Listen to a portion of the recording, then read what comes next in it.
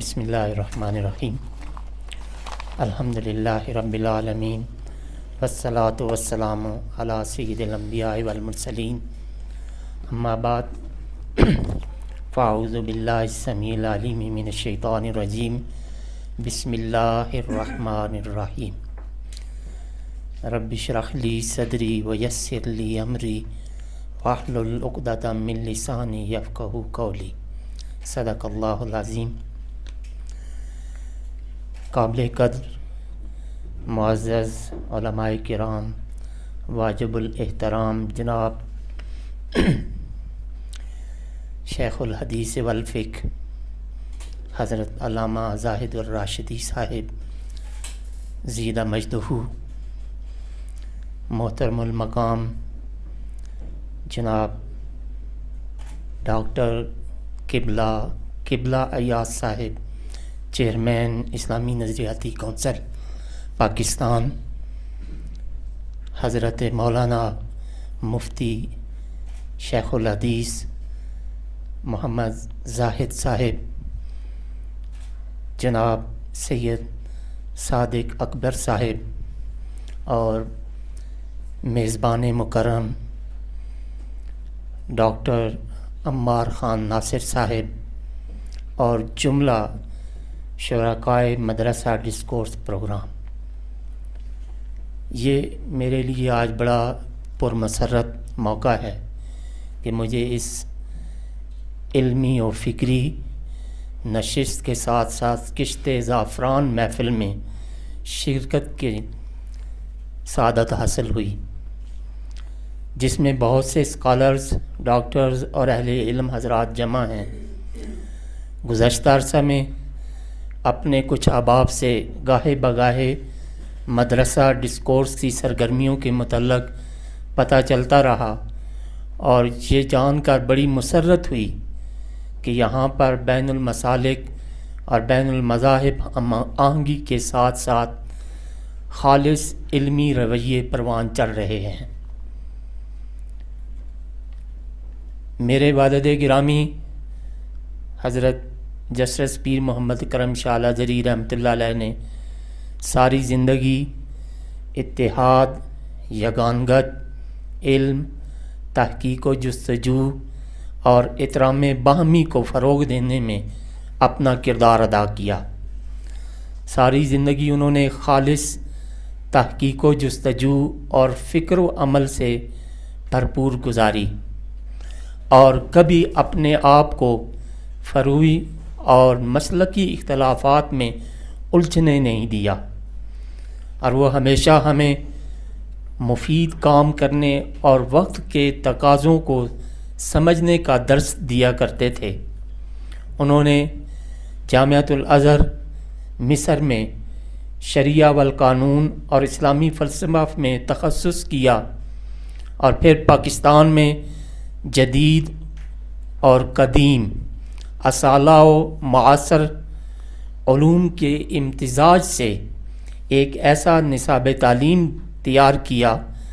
جس میں متداول علوم دینیہ کے ساتھ ساتھ معاشیات، اقتصادیات، انگلش لینگویج کو بھی شامل کیا، تاکہ ایسے بالغ النظر علماء تیار ہو سکیں جو دین کی آفاقی حیثیت کو سمجھتے ہوں اور دین کو ایک قابل عمل نظام کے طور پر دنیا کے سامنے پیش کر سکیں۔ یہ باتیں میں اس لیے عرض کر رہا ہوں کہ ہمارے لیے مدرسہ ڈسکورس کی یہ سرگرمیاں بڑی حوصلہ افزا ہیں کیونکہ ہم فکری اور نظریاتی طور پر شروع سے ہی اس ضرورت کو محسوس کرتے چلے آ رہے ہیں، مجھے پتہ چلا کہ مدرسہ ڈسکورسز ایک ایسا پلیٹ فارم ہے جہاں مختلف مکاتب فکر سے تعلق رکھنے والے فاضلین مدارس اسلامیہ کے اشتراک عمل سے فلسفہ، جدید علم کلام اور جدیدیت کی بحثوں پر غور و خوض کیا جا رہا ہے، جہاں امہات مصادر کے عربی متون کے ساتھ ساتھ جدید استشراقی فکر کے بیانیے کو بھی سمجھانے کی کوشش کی گئی ہے۔ یہ بہت مفید پلیٹ فارم ہے جہاں سے ایسے رجال کار تیار کیے جا سکتے ہیں جو جدید ذہن کے اشکالات کو سمجھ کر اور ان کا حل تلاش کر سکیں، اور یہ چیز ہمارے اگر یہ اسی طرح کورس علماء اور یعنی علوم اصالہ اور معاصرہ کے ساتھ جاری رہا تو انشاءاللہ وہ وقت قریب ہوگا کہ جب ہمارے علماء اور اس مدرسہ ڈسکورسز کے تیار شدہ افراد اجتہاد کی طرف جو کہ کئی صدیوں سے بند پڑا ہے اس کی طرف پیش قدمی کر رہے ہوں گے۔ ان دنوں ملک عزیز پاکستان میں مدارس اسلامیہ جس فکری اور علمی انحطاط کے دور سے گزر رہے ہیں وہ آپ تمام اہل علم پر عیاں ہے۔ ہمارے نصاب تعلیم کو ایک طویل عرصے سے ریوائز نہیں کیا گیا، مدارس کے طلبہ کو اسلامی سیاسی نظام اور جدید نظام سیاست کی کوئی سوجھ بوجھ نہیں دی گئی، مقاصد شریعت، آئین پاکستان، اصول التحقیق، قضایا فقہیہ معاصرہ جیسی بہت ساری باتیں ہیں جو مدارس کے طلباء کے سامنے نہیں لائی جاتی، جس کی وجہ سے مدارس سے نکلنے والے فاضلین یہ اہلیت نہیں رکھتے کہ وہ اس زمانہ کے تقاضوں کو سمجھتے ہوئے اعتماد کے ساتھ آگے بڑھ سکیں۔ نیز ہمارے بہت سارے مدارس میں ایسے گھٹن کا ماحول ہے کہ اپنے مسالک سے ہم آہنگی نہ رکھنے والے لوگوں کے ساتھ انٹریکشن اور افہام و تفہیم سے کوسوں دور رہتے ہیں، جیسا کہ ہمارے ایک ساتھی نے اس کی طرف اشارہ بھی کیا کہ ہم غالباً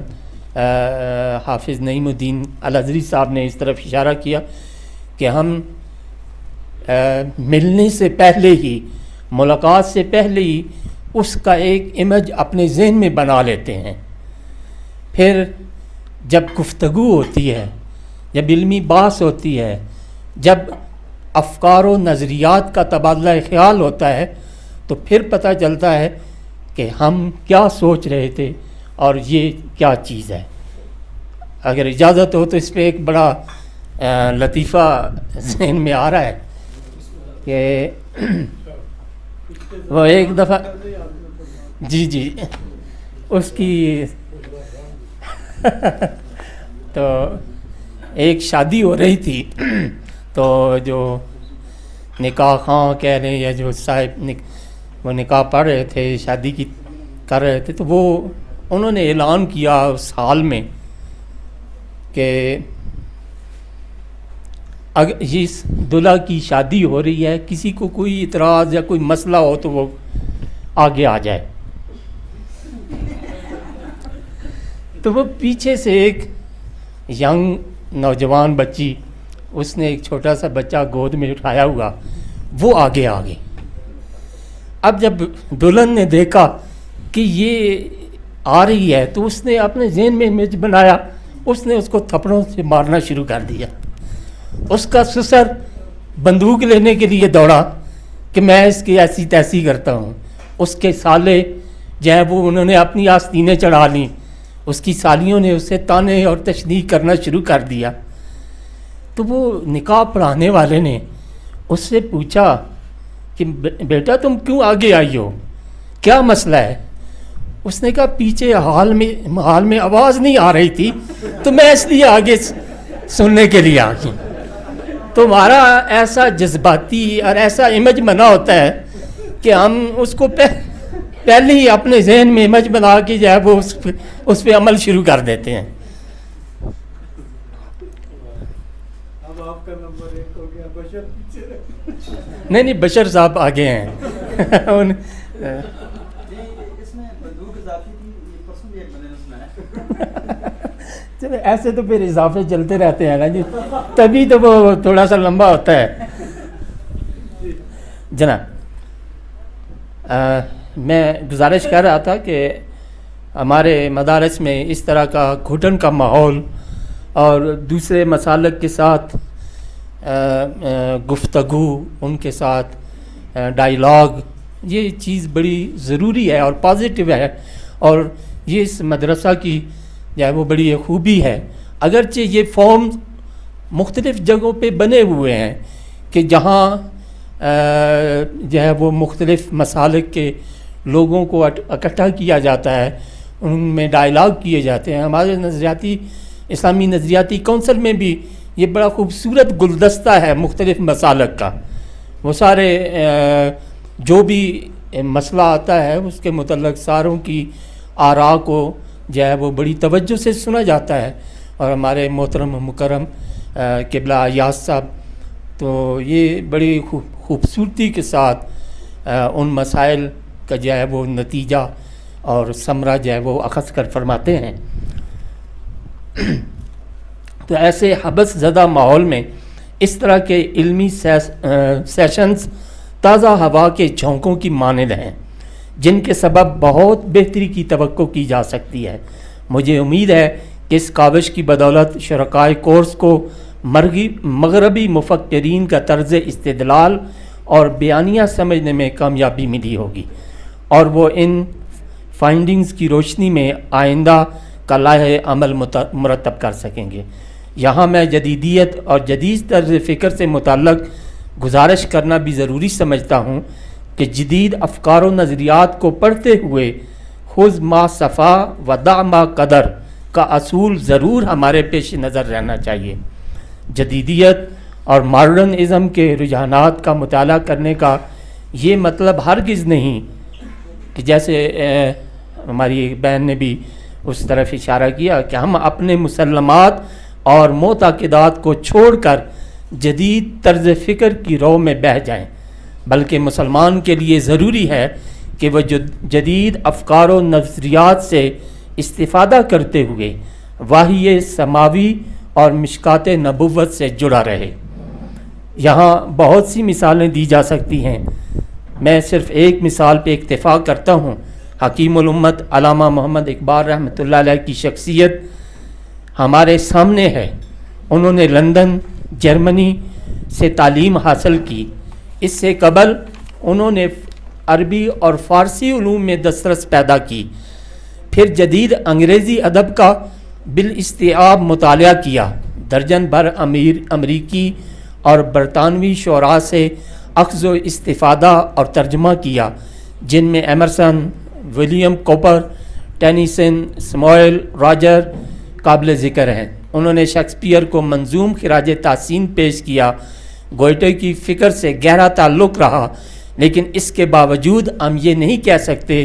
کہ اقبال جدیدیت کی رو میں بہہ گئے. ہم ان کو ماڈرن تو کہہ سکتے ہیں لیکن ماڈرنسٹ نہیں کہہ سکتے. اقبال نے اپنی مسلم روایات اور معتقدات کے ساتھ اپنا مضبوط تعلق استوار رکھا اور وحی الہی اور قرآن حکیم کی فکر کی تشریح میں اپنی زندگی صرف کی. آج افسوس سے کہنا پڑتا ہے کہ بعض مقامات پر معقولات کو علم و یقین کی آخری منزل تک تسلیم کر لیا گیا ہے، اور وحی الہی کو علم کا ذریعہ تسلیم نہیں کیا جا رہا. اس سے جو نقصان ہوا ہے وہ بقول اقبال یوں بھی بیان کیا جا سکتا ہے: ڈھونڈنے والا ستاروں کی گزرگاہوں کا اپنے افکار کی دنیا میں سفر کر نہ سکا. جس نے سورج کی شعاؤں کو گرفتار کیا، زندگی کی شب تاریک سحر کر نہ سکا. خلاصہ کلام یہ ہے کہ ہمیں وحی اور عقل کے مابین توازن قائم کرنے کی ضرورت ہے، اور میں یہ سمجھتا ہوں کہ اس طرح کی کاوشیں اس مقصد کے حصول کے لیے کارگر ثابت ہوں گی۔ میں آخر میں اپنی طرف سے، اپنے ادارے کی طرف سے اور قبلہ پیر محمد امین الاسناد شاہ صاحب کی طرف سے مدرسہ ڈسکورس کی پوری ٹیم کو، جن کے سرخیل محترم و مکرم برادرم ڈاکٹر عمار خان ناصر صاحب ہیں، ان کو مبارکباد پیش کرتا ہوں اور امید کرتا ہوں کہ اس کی طرح کے پروگرام، مفید پروگرام مستقبل میں بھی جاری رہیں گے، اور اس سلسلے میں ہم اپنے پورے تعاون کی یقین دہانی کرواتے ہیں۔ وعلیکم السلام ورحمۃ اللہ۔